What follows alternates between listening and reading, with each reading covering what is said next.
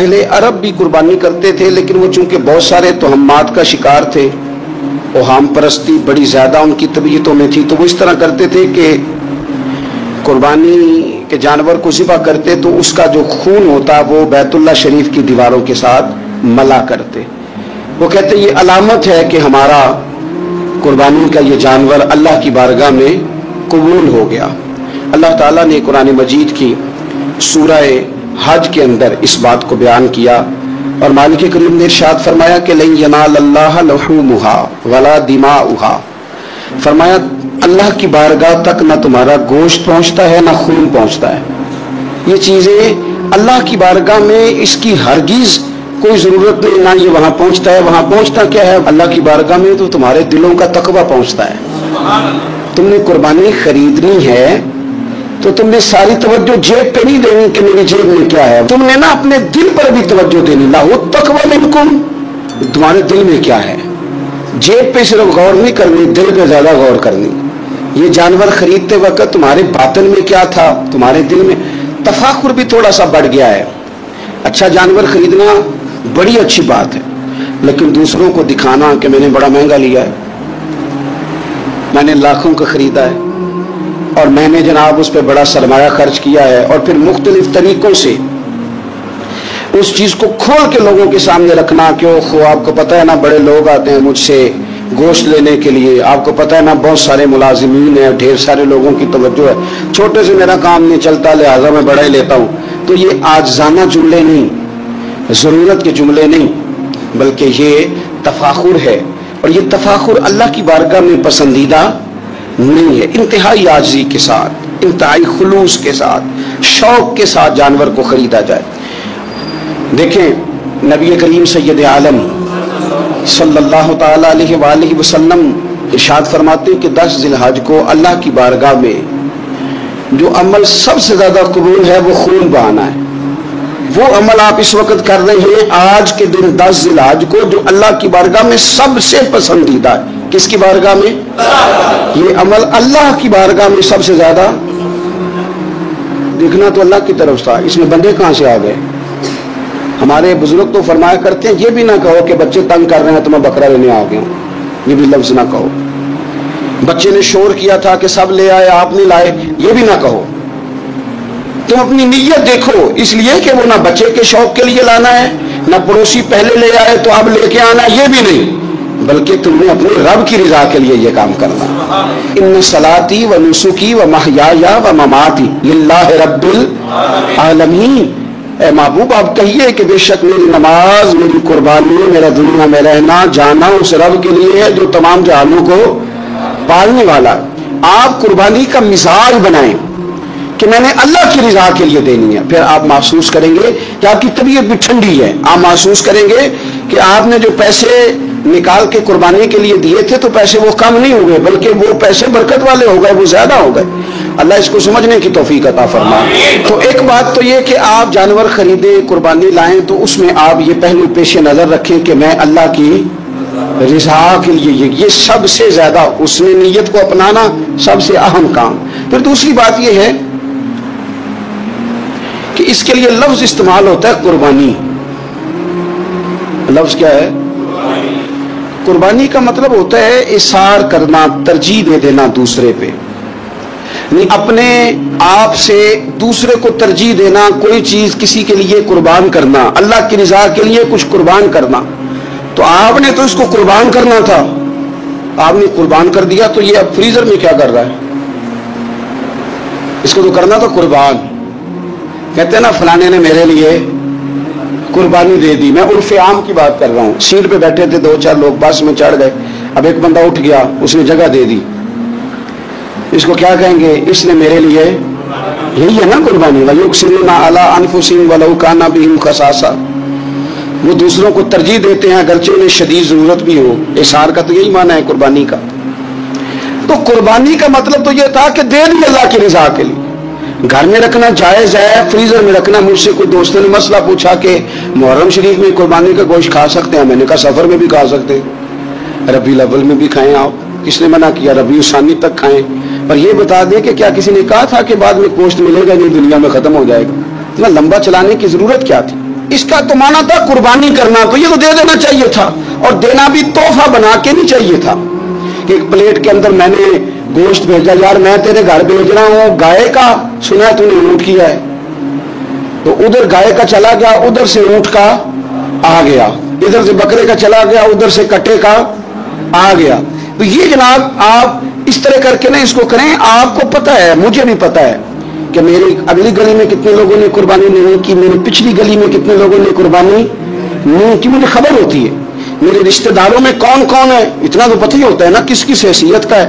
تو پھر یہ کہانی بنانے کی کیا ضرورت ہوئی کہ جی بانٹ دیا تھا، بس وہ خاص خاص بوٹیاں بچا کے رکھی تھیں، اس سے کہا تھا کہ رانے نہ کاٹنا باقی سارا کاٹ لینا، وہ اس کے لیے جگہ بنا لی تھی۔ پوچھ لیں الیکٹریشین سے آپ کہ قربانی کے دنوں میں صرف بکروں والوں کے پاس ہی رش نہیں ہوتا، فریج والوں کے پاس بھی رش ہوتا ہے، فریزر والوں کے پاس بھی رش ہوتا ہے۔ نہ کریں ایسا، جب اثار کر دیا دے دیا، غرباء کو تلاش کریں، مل جائیں گے، اور ان کو آپ زیادہ دینے کی کوشش کریں تاکہ کچھ دنوں کے لیے وہ استعمال کر سکے، کچھ دنوں کے لیے۔ میں نے یہ دیکھا ہے کہ جو لوگ بیچارے تھوڑے سے بھی خوددار ہوتے ہیں وہ بچتے ہیں کہیں شاپ پر لے کے جانے میں، اور جو لوگ روٹین میں دے رہے ہوں کسی سال انہیں مس کرنا پڑ جائے تو وہ پریشان ہوتے ہیں۔ ایسے لوگوں تک پہنچنا اور اس انداز میں پہنچنا کہ ہم یہ تحفہ پیش کرنا چاہتے ہیں، یہ بڑی خیر کی بات ہے۔ تھوڑی توجہ کریں اور ان لوگوں کو تلاش کریں۔ اب یہ حالات جو کچھ سالوں سے بنے ہیں یہ حالات تشویشناک ہیں۔ امیر آدمی کا تعلق امیروں کے ساتھ بن جاتا ہے تو اسے محسوس نہیں ہوتا کہ بل آئے تو کتنی پریشانی ہوتی ہے، اسے محسوس نہیں ہوتا کہ کچن چلانا کتنا، تعلق بن جاتا ہے نا امیر لوگوں کے ساتھ۔ یعنی جو امیر لوگ ہیں ان کے گھروں میں یہ ڈسکس کبھی نہیں ہوتا ہوگا کہ لاہور جانے کا کرایہ بڑھ گیا ہے، کبھی نہیں ڈسکس ہوتا ہوگا، کیونکہ وہ کبھی بھی بس پہ بیٹھ کے لاہور جاتے ہی نہیں۔ یہ ان گھروں میں ڈسکس ہوتا ہے جن گھروں میں کرایہ دینا پڑتا ہے۔ تو کمر توڑ مہنگائی ہے، چیزیں لوگوں کی پہنچ سے دور ہوتی جا رہی۔ اس موسم کے اندر اللہ نے کچھ لوگوں کو موقع دیا ہے کہ وہ پوری گائے ذبح کریں گے، وہ پورا اونٹ ذبح کریں گے، وہ کئی بکرے کاٹیں گے۔ تو بھئی آپ تو کھاتے رہتے ہیں، آپ ادھر سفر کریں جن لوگوں کے پاس یہ سارا سال چیزیں اس وافر انداز میں میسر نہیں ہوتی، ان کے ہاں آپ جائیں، آپ وہاں ان چیزوں کو بانٹیں اور تھوڑے شوق کے ساتھ بانٹیں۔ جب آپ بانٹتے وقت چہرے پہ سلوٹ لے آتے ہیں نا، آپ لوگ ابھی آ گئے، ابھی تو گوشت بنایا بھی نہیں، آپ کو دیں گے مل جائے گا، آپ کی جو چہرے کی سلوٹیں ہیں، لفظوں کا ترش ہونا ہے، وہ کئی دفعہ وہ مزہ خراب کر دیتا ہے۔ مزے کو خراب نہ کریں، آپ چلے جائیں۔ کوئی ضروری نہیں ہے کہ آپ لوگوں کی گردنیں جھکا کے خوش ہوں، یہ کوئی کام نہیں ہے کہ کوئی آپ کے سامنے جھولی پھیلائے تو آپ کہیں میں بہت بڑا آدمی ہوں، یہ کمال ہے۔ یہ آپ کس چکر میں پڑ گئے؟ یہ اللہ کی مخلوق ہے، ہمارے دینے سے کیا، لوگ روز روٹی کھاتے ہیں، میرا رب ہی عطا کرتا ہے تو مخلوق پیٹ بھر کے کھاتی ہے۔ تو اگر آج اللہ نے ہمیں ذریعہ بنا دیا تو ہمیں پھر یہ رویہ اختیار، قربانی ہے کیا؟ صحابہ نے پوچھ لیا، ما ھذہ الاضحیہ، حضور قربانی کیا ہے بتائیے۔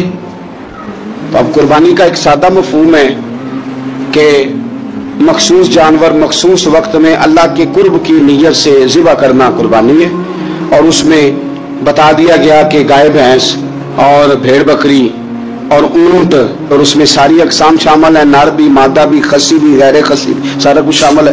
یہ بھی ایک جملہ تھا، بتا دیا جاتا۔ پوچھا یا رسول اللہ قربانی کیا ہے؟ پتہ حضور نے فلسفہ کیا بیان کیا؟ فرمایا سنتی ابیکم ابراہیم، یہ تمہارے باپ جناب ابراہیم کا طریقہ ہے، قربانی جناب ابراہیم کا، یہ حضور نے بیان کیا۔ تو صحابہ نے اس کی حضور طریقہ ہے حضرت ابراہیم کا، تو ہمیں کیا ملے گا؟ فرمایا ہر بال کے بدلے اللہ نیکی عطا فرمایا، جانور کے بدلے نہیں، جانور کے ہر۔ تو حضرت ابراہیم نے قربانی کیسے کی؟ قرآن مجید ہے اور سورہ صافات ہے، حضرت ابراہیم کی قربانی بھی قرآن نے بیان کی۔ بات کہاں سے شروع ہوئی؟ جناب ابراہیم نے دعا مانگی، ربی حب لی من الصالحین، اے اللہ مجھے صالح بیٹا عطا فرما۔ اولاد کی طلب صرف ماں کو نہیں ہوتی، باپ کو بھی بڑی ہوتی ہے۔ یہ الگ بات ہے، بچے سپورٹر ماں کے ہوتے ہیں، باپ کو بھی بڑی طلب ہوتی ہے۔ ربی حب لی من الصالحین، اللہ مجھے صالح اولاد عطا فرما، پہلے دعا مانگی۔ رب فرماتا فبشرناہ بغلام حلیم، ہم نے انہیں عقل مند بیٹے کی خوشخبری عطا فرمائی۔ انہوں نے صالح بیٹا مانگا، اللہ نے حلم والا بیٹا عطا کیا۔ بیٹا مل گیا، फलम्मा बलगा माहु साया, फिर जब बेटा उनके साथ काम करने के काबिल हो गया। बंदा रात को थका मांदा घर आए ना तो बेटा थोड़ा सा बड़ा हो जाए तो उसको चारपाई पे लेटा देख के अब्बा बड़ा राजी होता है। चले ज्यादा शायरों ने शान अम्मा की लिखी हैं, इसमें शक कोई नहीं, उन्होंने नहीं अब्बा की तरफ तवज्जो दी, उनकी मर्जी है, तो ज्यादा बातें अम्मा के हक में हुई, पर बाप और बेटे का प्यार, बेटे और बाप का प्यार, अगर ये आयतें कुरान पाक की कभी समझ में आ जाएं तो शायद इश्क की सारी दास्तानें खत्म हो जाएं। बेटा भी अपने बाप से बड़ा ही प्यार करता है, बाप भी अपने बेटे से बड़े। ये दुआ हजरत इब्राहिम ने मांगी, या अल्लाह साले बेटा दे। अल्लाह ने फिर कहा कि मैंने खुशखबरी दी हिंद वाले बेटे की, फलम्मा बलगा माहु साया, फिर बेटा जब साथ चलने के काबिल हो गया, काला या बुनैया इन्नी अरा फिल मनाम, कहा ए बेटे मैंने ख्वाब देखी है, क्या, अन्नी अज़बाहु का, मैं तुझे ज़िबा कर रहा हूं, फंजुर माज़ा तरा, बेटे तेरी राय क्या है, मैंने ख्वाब देख लिए, मैं ज़िबा कर रहा हूं, तो अपनी राय बता। राय इसलिए नहीं पूछी, अगर वो कहेंगे ना ज़िबा करो तो नहीं करेंगे, राय इसलिए पूछी है कि लोगों को पता चले कि जिस पुत्र की तरबियत हजरत हाजरा ने की है और जिसकी रगों में हजरत इब्राहिम खलील का खून है और जिसकी पेशानी में नूरे मोहम्मदी चमकता है सल्लल्लाहु ताला अलैहि वसल्लम, उनके ख्यालात क्या हैं पता चले। और ये पूछा भी इसलिए ताकि लोगों को समझ आ जाए कि अगर हजरत इब्राहिम ज़िबा करने को तैयार थे तो जनाब इस्माइल ज़िबा होने को तैयार, लोगों की समझ में बात आ जाए। फंजुर माज़ा तरा, तेरी क्या राय है, कुर्बान जाएं। ये भी अंदाज है बेटे का बाप के साथ। ये नहीं कहा कि अब्बा जी ज़िबा कर दें आप, ये नहीं कहा, खाला या अबतिफ अलमान तो उमर, कहा अब्बा जी आप करें हो जिसका आपको हुक्म दिया जा रहा है। रब जो कहता है ना वो मेरे साथ कर दे, अगर अल्लाह कहता है ज़िबा करें तो ज़िबा कर दे, अगर वो फरमाता है इसके टुकड़े टुकड़े करें तो टुकड़े टुकड़े कर दे, जो रब कहता है वो करें। मुझे आप इंशाअल्लाह सब्र करने वालों में से पाएंगे। करें, मैं तैयार हूं, करें। बेटा है, सालों के बाद जनाब इब्राहिम ने देखा है, अब वो इस उम्र को पहुंचा है कि वो काम करने के काबिल हुआ, साथ चलने के काबिल हुआ, हुक्म आ गया। देखो एक मुश्किल वो होती है कि तबलीग करनी है, काफिरों को रास्ते में मुश्किल आ गई। एक मुश्किल वो थी कि काफिरों से लड़ाई करनी थी तो रास्ते में मुश्किल है। यहां तो कुछ भी नहीं, बैठे बिठाए रब ने कह दिया करो बेटा ज़िबा। समझ आती है कि यारी तेरी सोना है पर अजमैशा भी तेरियां अग, ये सोना परखिया जामदा ही पहलो ना लगा दे लग। वो अपने प्यारों को ना बैठे बिठाए भी इम्तिहान ले लेता है। कहा मैं तैयार हूं, मुझे सब्र करने वालों में पाएंगे। फलम्मा अस्लमा वतल्लहु लिल जबीन, अल्लाह फरमाते हैं जब दोनों हुक्म मानने को तैयार हो गए तो बाप ने बेटे को पेशानी के बल लिटाया। शैतान बड़ा सर पिटाया, दौड़ा, मैंने तो गुमराह करना था आदम की औलाद को, ये क्या बना। अल्लाह की रजा के लिए बेटा तक कुर्बान करने को तैयार हो गए, दौड़ के जनाब हाजरा के पास गया। पता है आज क्या होने लगा है, पता है जनाब खलील कहां ले गए हैं जनाब इस्माइल को, कहने जिस सैर तफरी के लिए गए हैं यही हैं, लेकिन नहीं वो तो ज़िबा कर देंगे।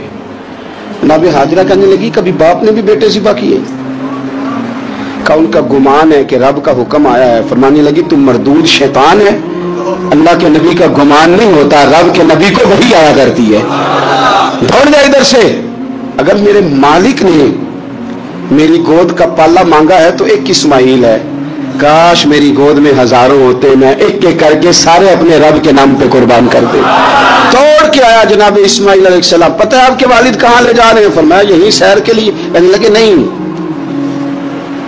उनको तो ख्वाब आई है, रब का हुक्म आया है, वो तो ज़िबा कर देंगे। तो फरमाया ठीक है, मेरे वालिद ज़िबा करेंगे तो मैं ज़िबा हो जाऊंगा, आपने मेरी बात को समझना है।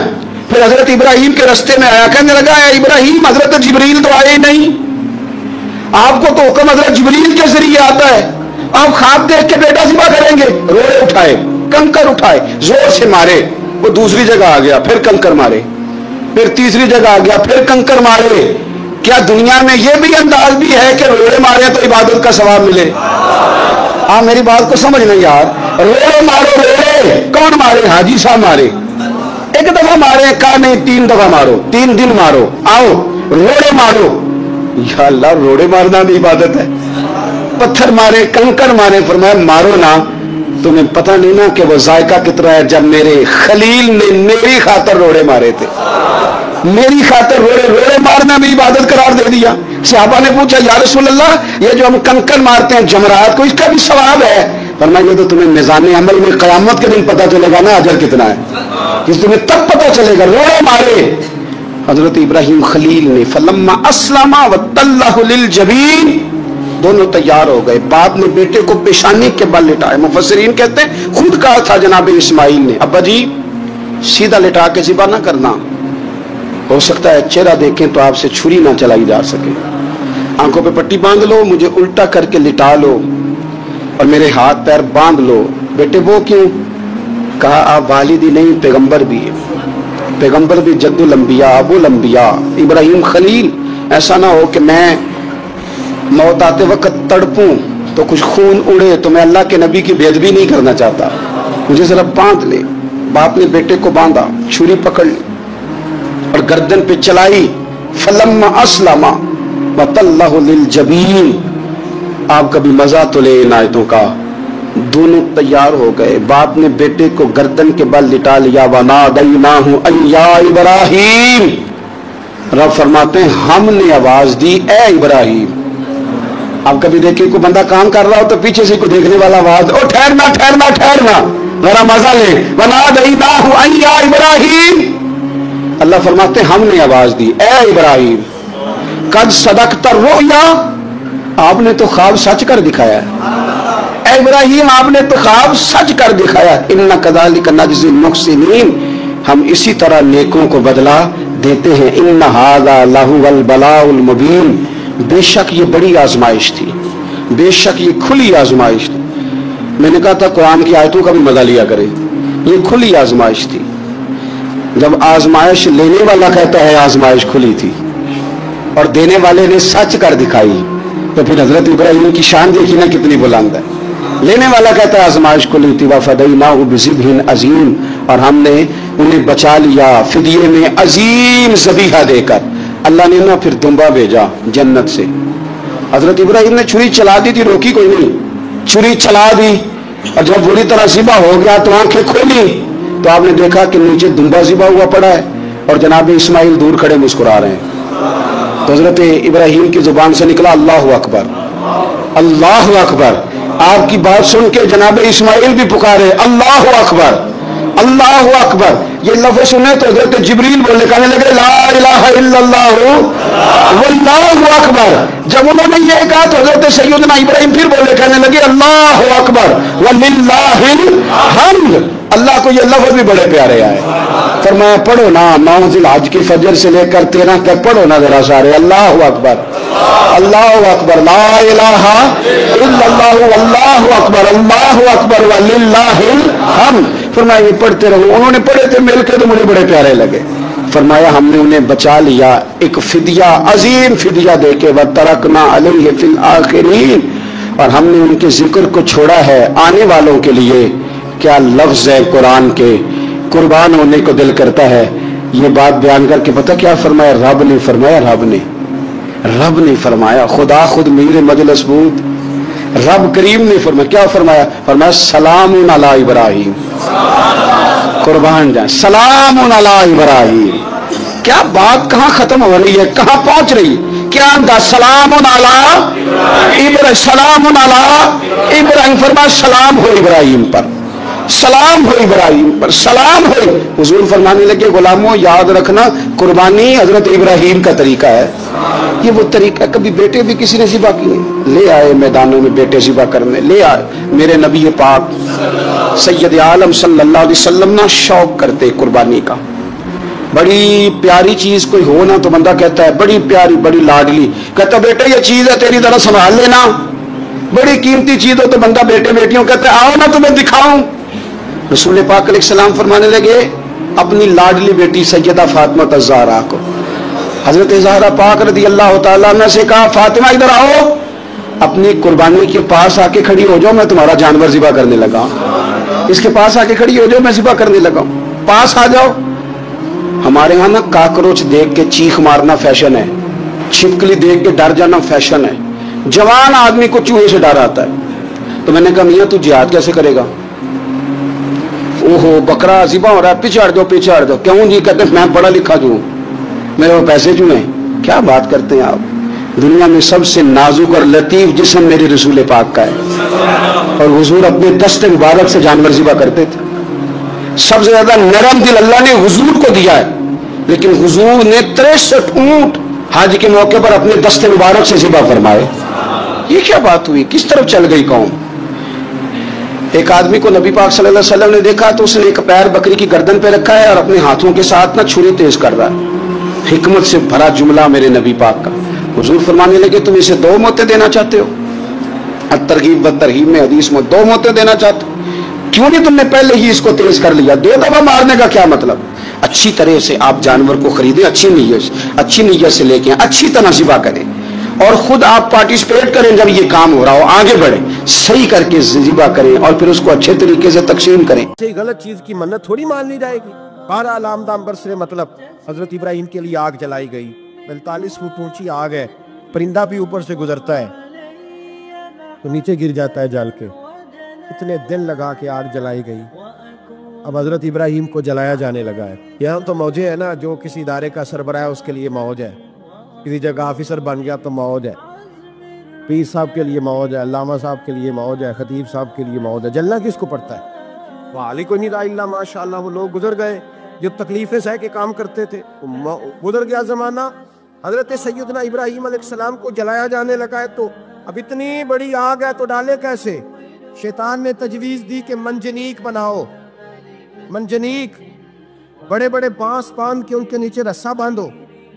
वो जिस तरह झूलने के लिए झूला बनाया जाता है, इस तरह एक मंजनीक पुराने ज़माने में उसमें पत्थर रख के फेंके जाते थे दुश्मनों पे। वो मंजनीक बनाई गई कि दूर से हजरत इब्राहिम को फेंकेंगे। हाथ हजरत इब्राहिम के बांध दिए, पाँव मुबारक बांध दिए, पूरी ज़मीन पे एक नाम लेने वाला खुदा का, और उसको आज रस्सियों में जकड़ा हुआ है।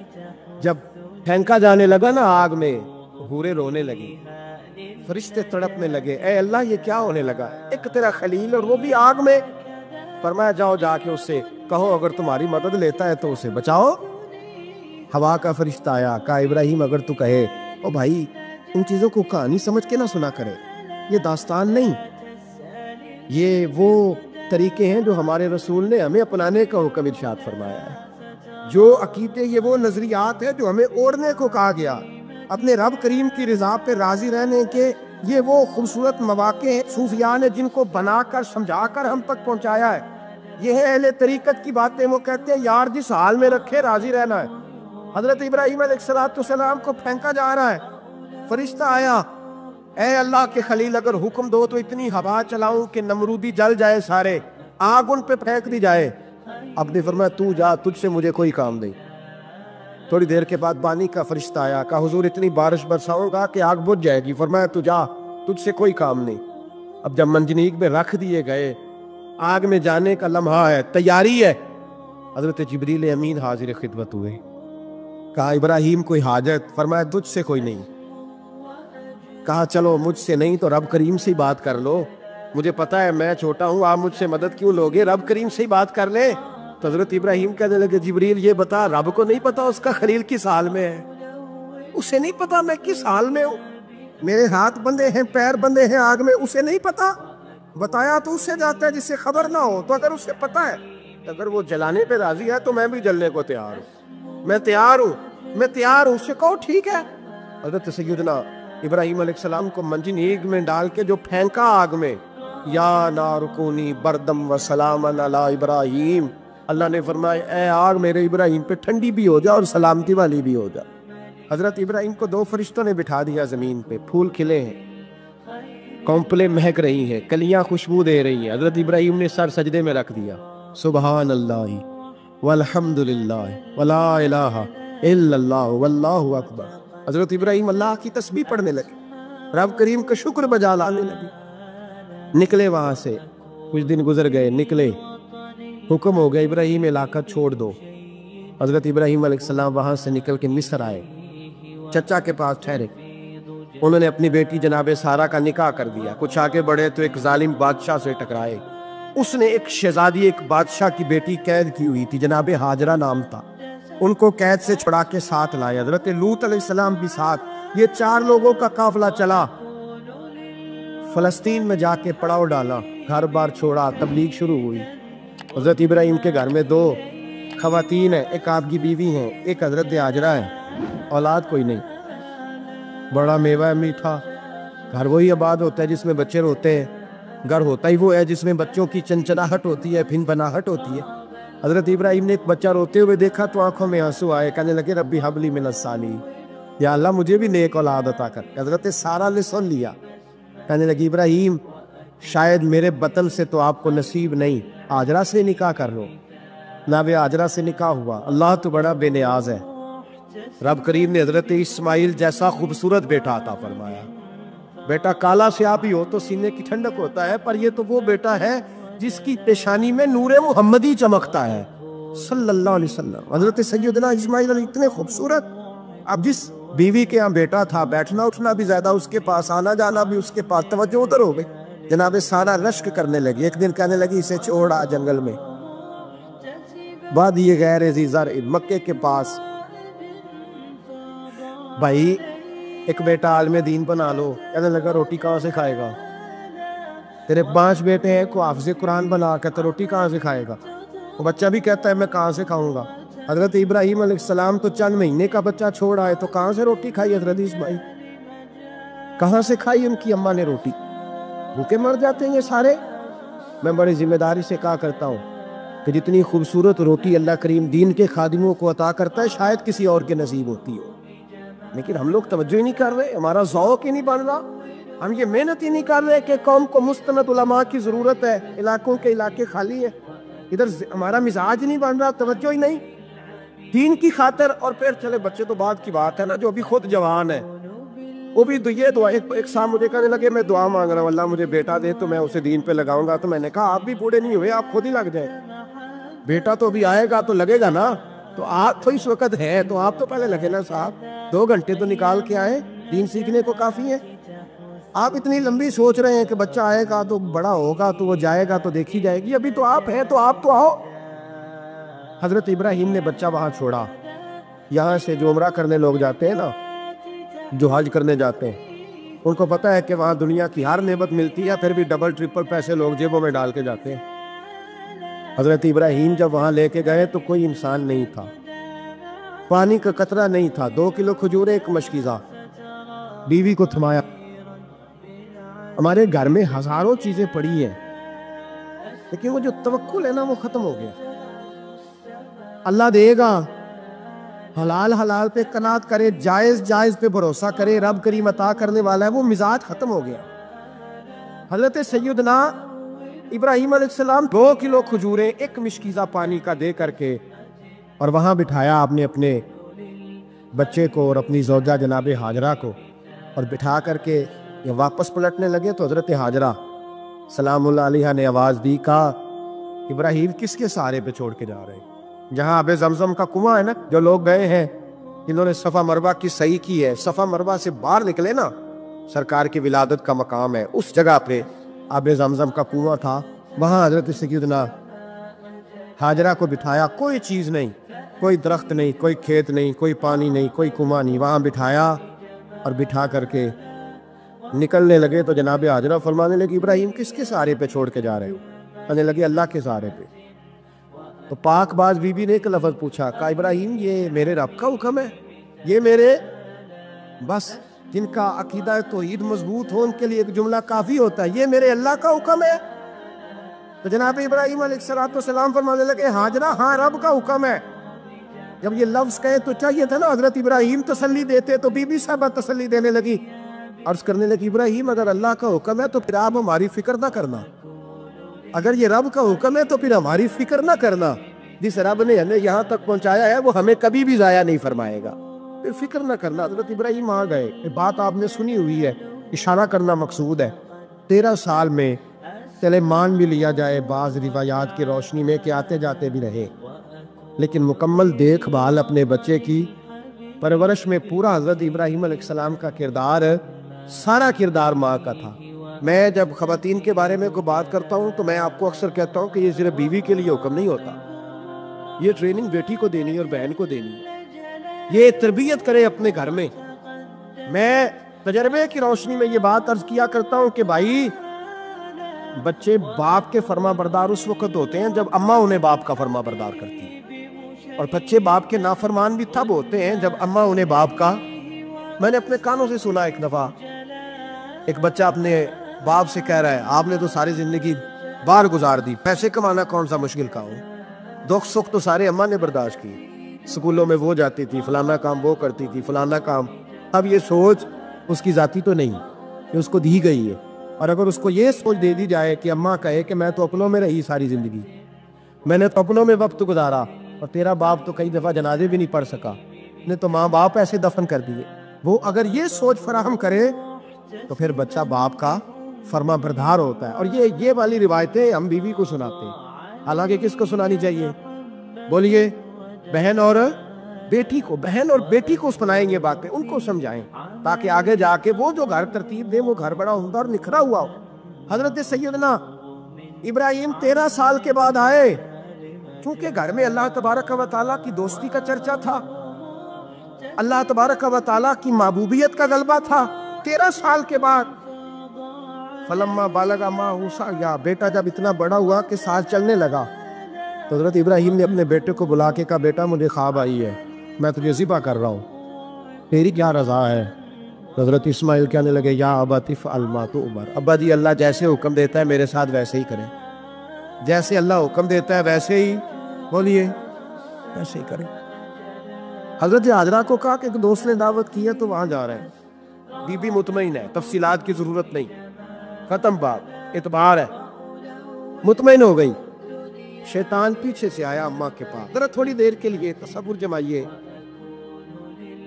یہاں تو پڑوسن آ کے کوئی بات بتا دیتی ہے خاوند کے بارے میں تو کئی مہینے جھگڑا جاری رہتا ہے, پڑوسن محلے دار. شیطان نے آ کے بتایا لفظ کیا ہے؟ کہا حضرہ تمہیں پتہ ہے کہاں جا رہے ہیں؟ کہا دوست کی دعوت میں. تو کہنے لگے دوست کون ہے؟ رب کریم, اور ابراہیم کا خیال ہے کہ اس رب نے مجھے حکم دیا ہے کہ میں ذبح کروں. حضرت حاجرہ کہنے لگی کبھی باپ بھی بیٹا ذبح کرتے ہیں؟ شیطان کہنے لگا ان کا خیال ہے کہ ان کے رب نے حکم دیا ہے. جناب حاجرہ فرمانے لگی اگر رب نے حکم دیا تو پھر تو مجھے شیطان لگتا ہے, تو مجھے شیطان لگتا ہے. کا کیا مطلب؟ فرمانے لگی اگر رب کریم کا حکم ہے تو میرے پاس ایک اسماعیل ہے, اگر 1000 بھی ہوتے میں سارے اللہ کے رستے میں پیش کر دے دیتی. مالک کا ہی تو ہے سارا کچھ, اسی کا ہے, اس میں لیت اللہ کی کیا گنجائش؟ حضرت سیدنا ابراہیم علیہ السلام نے بیٹے کے حلق پہ چھری رکھ بھی دی اور چھری چلا بھی دی, رکھ بھی دی, اور وہ تو اللہ کریم نے فرمایا یا ابراہیم قد صدقت الرؤیا, ابراہیم تو نے خواب سچا کر دکھایا, وہ قیامت تک تیرا نام رہے گا. حضرت ابراہیم نے وطن بھی دیا, جان بھی دی, بیٹا بھی, اللہ کریم نے دمبے دیے, فرمایا یہ فدیہ ہے. اب یہ قربانی قیامت تک حضرت ابراہیم کے طریقے کے مطابق جاری ہے. حضرت ابراہیم بہت بڑے مہمان نواز تھے, بہت بڑے. آپ جب مصر میں قیام تھا تو بڑے بڑے لمبے چوڑے لنگر پکتے تھے, لوگ آیا جایا کرتے تھے, بڑا تفصیل کے ساتھ کھانا ہوتا تھا. مہمان نوازی آپ کی خاص صفت مبارکہ ہے. ہمارے ہاں بھی مہمان نوازی ہوتی ہے امیروں کی, بلکہ اب تو مہمان نوازی اس طرح کی ہے کہ کل تیری میرے پاس دعوت ہے اور پرسوں میری تیرے پاس ہے. وہی امیروں میں وہ چکر رہتا ہے, پارٹیاں دوست ایک دوسرے کو ڈالتے ہیں, تیری طرف پارٹی تیری طرف, اور اسی انداز میں اب یہ عید آئے گی نا ٹکا پارٹیاں ہوں گی جگہ جگہ, اور لوگ سوال پوچھنے لگے ابھی سے, کہتے ہیں قربانی کا کتنا گوشت گھر رکھنا جائز ہے, قربانی کا کتنا گوشت گھر رکھنا جائز ہے؟ سارا ہی جی, ہاں, اس لیے فریزر لے لے, فریج سے نہیں کام چلے گا, سارا ہی جائز ہے گھر رکھنا, سارا ہی جائز ہے, رکھ لیں. او خدا کے بندے, قربانی وہ بندہ دیتا ہے جو سارا سال ہی گوشت کھاتا ہے. صحیح کہہ رہا ہوں؟ قربانی صاحب نصاب, صاحب استطاعت بندہ دیتا ہے نا, تو وہ سارا سال ہی گوشت, تو سارا گھر میں رکھنا بھی جائز ہے, لیکن سارا دے دینا بھی. تو جو آ رہی ہے اس پہ کیوں توجہ کرتے ہو, جو دوسرا جائز ہے اس پہ کیوں نہیں عمل کرتے؟ سارا تقسیم کرتے, بات ختم ہوئی. یقین کریں محرم میں جا کے دوست ٹیلی فون کر کے سوال پوچھتے ہیں, کہتے ہیں صاحب سنا ہے قربانی کا گوشت محرم میں کھانا جائز نہیں. میں کہ نہیں, ربیع الاول بھی جائز ہے. رجب رمضان تک کھاؤ، کوئی بندہ نہیں منع کرتا، اس لیے کہ کسی کو دینا تو پسند ہی نہیں، یہاں پھر اس میں سے جو خاص خاص چیزیں ہیں وہ اپنی فریج میں، اور باقی جو ہے وہ دوسروں کے لیے۔ یہ کیا طریقہ ہے ہمارا، اور اسی پہ عمل ہے۔ اللہ تبارک و تعالی ہمیں سمجھنے کی توفیق عطا فرمائے۔ حضرت ابراہیم بہت بڑے مہمان نواز تھے، صرف قربانی نہیں دیتے تھے، سارا سال بہت سارا لنگر، بہت سارا کھانا پینا، بہت ساری چیزیں جاری رہتی، اور جتنے قریب لوگ تھے فلسطین کے، ان کو پتہ تھا کہ حضرت ابراہیم علیہ السلام کا لنگر جاری ہے فلسطین میں جب آپ کا قیام تھا۔ ایک دفعہ ڈھیروں مہمان آ گئے اور کھانے کو کوئی چیز نہیں، حضرت سارہ اور جناب ہاجرہ دونوں اس وقت موجود تھیں۔ وہ کہنے لگی ابراہیم بہت سارے مہمان آ گئے تو کیا کریں؟ جناب سارہ کہنے لگی کس طرح کر کے ان کی مہمان نوازی کرتے؟ اور حالات یہ ہے کہ قحط پڑا ہوا ہے فلسطین میں، مصر میں، دور دراز علاقوں میں۔ تو حضرت ابراہیم کہنے لگے یہ اللہ کے مہمان ہیں اور ہمیں رب کریم کا بندہ سمجھ کے آ گئے، اللہ ہی بندوبست کرے گا۔ فرمانے لگے میرا مصر میں ایک دوست ہے، وہ قحط کے دنوں میں غلہ جمع کر لیتا ہے، میں اس کی طرف پیغام بھیجتا ہوں، مجھے امید ہے وہاں سے غلہ ملے گا۔ 2 3 5 اونٹ والے غلام بلائے اور ان کو کہا کہ جاؤ غلہ لے آؤ مصر کے دوست سے۔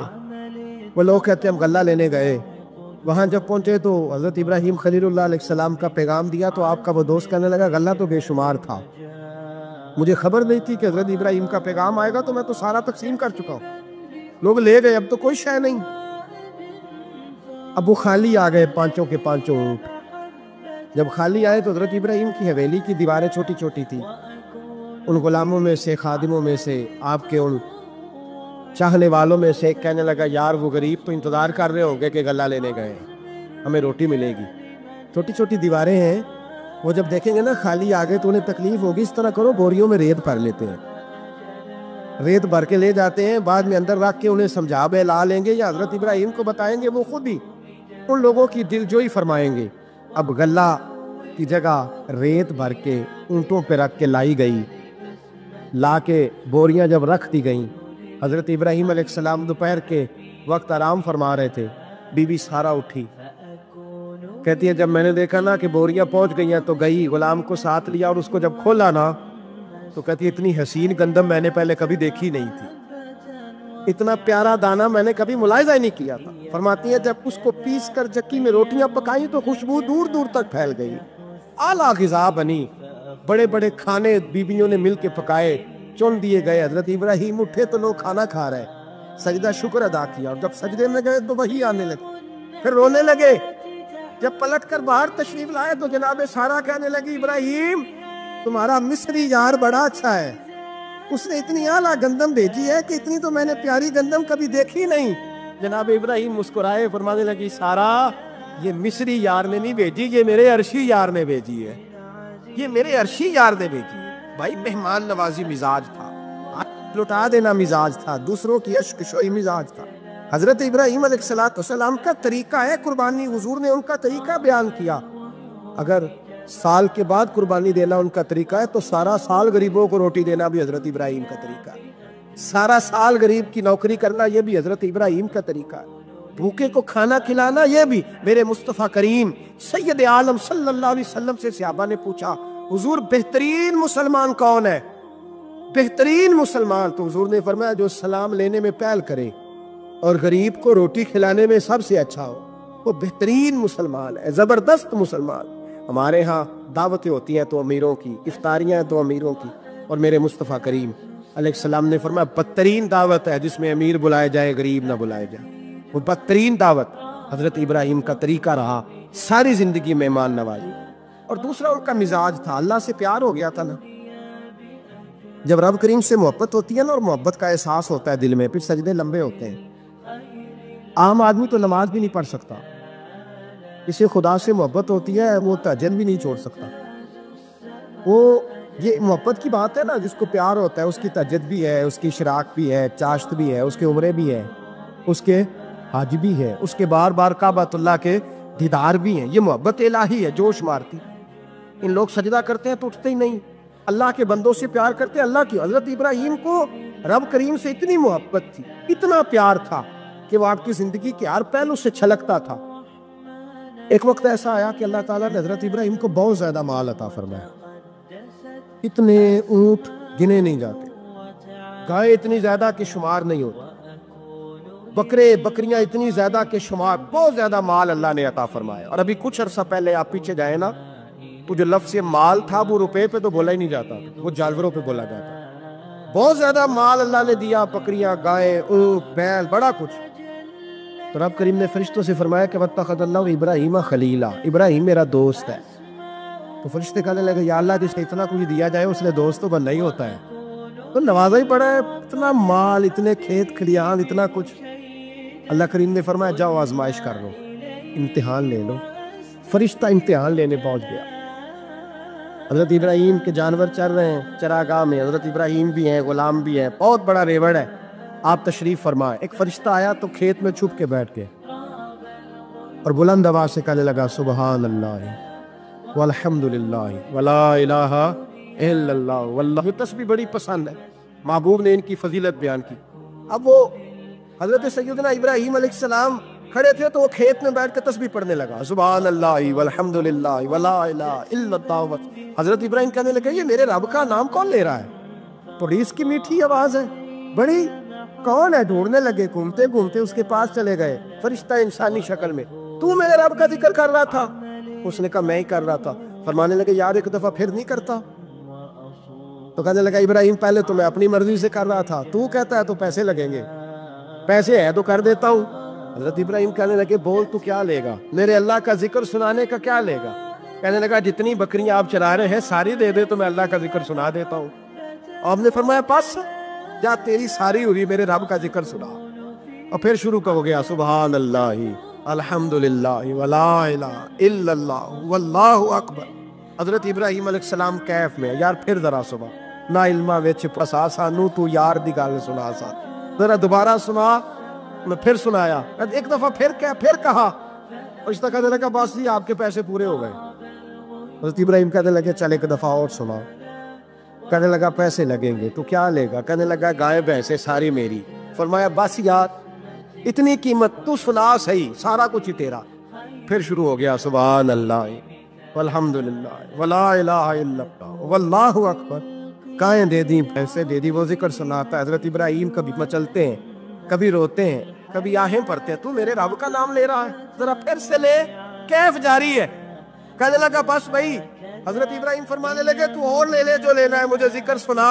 اس نے کہا ابراہیم بکریاں میں لے چکا، گائے بھینسیں میں لے چکا، اونٹ رہ گئے، سارے لے لوں گا پھر ذکر سناؤں گا. فرمایا جا تیرا ہوا تو ذکر سناتا رہ، میں دیتا ہوں. دے دیا. کچھ دیر ذکر کیا تو اب خاموش ہو گیا. حضرت ابراہیم خلیل اللہ علیہ السلام فرمانے لگے ذکر سنا. کہنے لگا ابراہیم اب تیرے پاس دینے کو کیا ہے؟ ہر چیز تو میں لے چکا. آپ فرمانے لگے یہ گائے بھینسیں بکریاں چرانے کے لیے تجھے کوئی نوکر ملازم بھی تو چاہیے نا. تو اس طرح کر مجھے رکھ لے، میں روٹی نہیں مانگوں گا، کھانا نہیں مانگوں گا، تو اللہ کا ذکر سناتا رہنا، میں تیرے جانوروں کی نوکری کرتا رہوں. حضرت ابراہیم علیہ السلام نے جب یہ کہا نا فرشتے کی آنکھوں میں آنسو آ گئے. دردامنی پہ شیخ ہماری نہ جائیے، ہم دامن نہ چھوڑ دیں تو فرشتے وضو کریں. فرشتہ رو پڑا اور کہنے لگا ابراہیم مجھے سینے سے لگاؤ، آپ واقعی اس قابل ہے کہ اللہ آپ کو اپنا دوست بنائے، واقعی اس قابل ہے کہ رب آپ کو اپنا. حضرت ابراہیم علیہ السلام کا خدا سے محبت کرنے کا نرالا انداز. اور میرے بھائی یہی محبت انہیں میرے مصطفیٰ سے بھی تھی. ایک نبی گھر بنا رہا ہے، دوسرا بنوا رہا ہے. حضرت اسماعیل علیہ السلام پتھر اٹھا کے لا رہے ہیں، جناب ابراہیم بنا رہے. جب خانہ کعبہ بن گیا تو کہنے لگے ربنا وابعث فیہم رسولا، اے اللہ اب اسے بسانے کے لیے اپنا آخری رسول بھی عطا فرما. نبی پاک فرماتے ہیں میں دعا ہوں حضرت ابراہیم کی. یہ قربانی حضرت ابراہیم کا طریقہ ہے.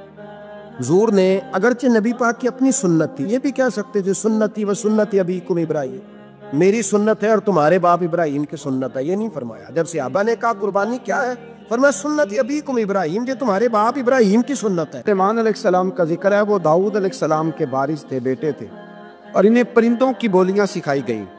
جنات اور انسانوں کے لشکر کا ایک فوجی ڈسپلن کے ساتھ ان کے پاس حاضر رہتے تھے. وہ جو ان کا لشکر تھا نا، اس میں انسان بھی تھے، جن بھی تھے، اور اس کے اندر پرندے بھی تھے. ان کا لشکر تھا، وہ ہمیشہ ان کے پاس رہتے. حضرت سلیمان علیہ السلام گزر رہے تھے تو ایک مقام سے آپ گزرے جہاں چونٹیاں بڑی کثرت کے ساتھ تھی. تو ایک ایک چونٹی جو ان چونٹیوں کی سردار تھی، ان چونٹیوں کی بڑی تھی، اور مفسرین کرام نے یہ بھی لکھا ہے کہ وہ تھی بھی ایک آنکھ اس کی کوئی نہیں تھی، ایک ٹانگ اس کی کوئی نہیں تھی، لیکن اس حال میں بھی وہ چونٹی جو تھی وہ چونٹیوں کی قیادت کر رہی تھی۔ تو حضرت سیدنا سلیمان علیہ السلام کا لشکر جب وہاں سے گزرا تو وہ کہنے لگی یا ایھا النمل ادخلوا مساکنکم، کہنے لگی چونٹیوں اپنے بلوں میں گھس جاؤ، کہیں ایسا نہ ہو کہ سلیمان علیہ السلام کا لشکر بے دہانی میں سلیمان کا لشکر توجہ نہ کرے اور تمہیں پاؤں کے نیچے مسل دے، لہذا اس طرح کرو کہ تم اپنے اپنے بلوں میں گھس جاؤ۔ حضرت سلیمان ابھی 3 میل دور تھے، تمام مفسرین نے لکھا ہے 3 میل دور تھے، تو وہاں سے چونٹی بولی تو قرآن کہتا ہے کہ حضرت سلیمان اس کی بات سن کے ہنس پڑے، فتبسم ضاحکا، آپ اس کی بات سن کے ہنس پڑے۔ دیکھو یہ چونٹی کیا کہہ رہی ہے، ذرا غور کرنا بات پر کہ حضرت سلیمان 3 میل دور فاصلے پر چونٹی کی بات بھی سن لیتے۔ مولوی نے قرآن کی آیت پکی یاد کر لی، انا بشر مثلکم، کہتا ہے حضور نے کہا میں تمہاری طرح کا بشر ہوں، نبی ہماری طرح ہوتے ہیں جی، تو وہ تو 3 میل دور چونٹی کی آواز سن لیتے تھے، اس کے کان میں چونٹی رکھو بلا، اسے کہو کہ بتا بلا کیا کہتی ہے، وہ جو بتائے گا پھر دوڑ لگا دے گا شاید، کان میں رکھو اس کو کہو بتا چونٹی کیا کہتی۔ اور اگر یہ لفظ نہ ہوتے قرآن کے کہ جب انہوں نے سنا تو ہنس پڑے، یہ جملے نہ ہوتے تو شاید اس کو بھی نہ مان، لیکن حضرت سلیمان نے سنی چونٹی کی بات اور اگلی بات کہنے لگا ہوں۔ بڑے خوبصورت لفظ لکھے ہیں مفسرین نے، فرماتے ہیں دیکھو ایک چونٹی نے ایک جملہ بول کے، ایک چونٹی نے ایک جملہ بول کے اپنے قبیلے کی خیر خواہی کی تو رب نے اس کا جملہ بھی قرآن میں بیان فرما دیا۔ تو جو ساری زندگی لوگوں کو جملے بول بول کے کہے رب رسول کی طرف آ جاؤ، تو اللہ قیامت میں اس کی بات کو قائم نہیں فرمائے گا۔ جو بھی کسی کی خیر خواہی کرے وہ ایک جملہ بول کے کرے اور ہو بھی چونٹی، تو اگر اللہ اس کا ذکر قرآن میں باقی رکھتا ہے تو میں اور آپ اگر کسی کی خیر خواہی کریں گے تو انشاءاللہ ذکر باقی رہے گا۔ شرط یہ ہے کہ کریں خیر خواہی، خیر خواہی کرو کسی کی، ایک جملہ بول کے بھی کرو، چونٹی بھی ہو تو اللہ قرآن میں ذکر باقی فرما دیتا ہے۔ تو اللہ تبارک و تعالیٰ نے اس بات کا ذکر قرآن مجید میں فرمایا، اس پر کئی کچھ لکھا ہے۔ اسی طرح سے ایک بات اور لکھی ہے ہمارے مفسرین نے کہ حضرت سلیمان ایک دن اسی طرح نکلے، قحط بڑھ گیا تھا، بارش نہیں ہوتی تھی، تو حضرت سلیمان باہر میدان میں نکلے دعا کرنے کے لیے، خشک سالی، تو جب آپ گئے تو ایک چونٹی اپنے پر پھیلا کے دعا مانگ رہی تھی، تو رب کریم نے فرمایا سلیمان آپ واپس چلے جائیں، بارش آ جائے گی پر آئے گی چونٹی کی دعا پہ۔ حضرت سلیمان نے عرض کی مولا میں بھی تو اتنا لشکر لے کے آیا ہوں نا، تو چلو ہمیں بھی دعا کر لینے دے، تو چونٹی کی دعا بھی برسا دینا پر دعا کر لینے دے۔ فرمایا نہیں آپ واپس جائیں، دعا نہ مانگے۔ یا اللہ کیوں؟ فرمایا چونٹی کا دل ٹوٹ جائے گا، وہ تو کہے گی کہ یہ سلیمان کے لشکر دعا پہ پھر بارش آئی ہے، تو آپ نہ کریں تاکہ اس کے دل میں یہ بات رہے کہ نہیں میرے رب نے میری دعا پہ بارش فرمائی۔ آپ جائیں، یاد بارش آئے گی پر آئے گی چونٹی کی دعا پہ۔ تو جو چونٹی بارش کی دعا کرے قوم کے لیے، اللہ اگر اس کا ذکر قائم رکھتا ہے تو جو اپنی قوم کے لیے ہدایت کی دعا کرے، اور کبھی کبھی گردن جھکا کے دیکھا کرو کہ دل میں رسول اللہ کی امت کا درد کتنا، اگر کہیں حضور کی امت کا درد ہے تو پھر انشاءاللہ ذکر قیامت تک باقی رہے گا، پھر انشاءاللہ قیامت تک آنے والی نسلیں بھی آپ کا ذکر کرے گی اگر حضور کی امت کا درد سینے میں موجود ہے۔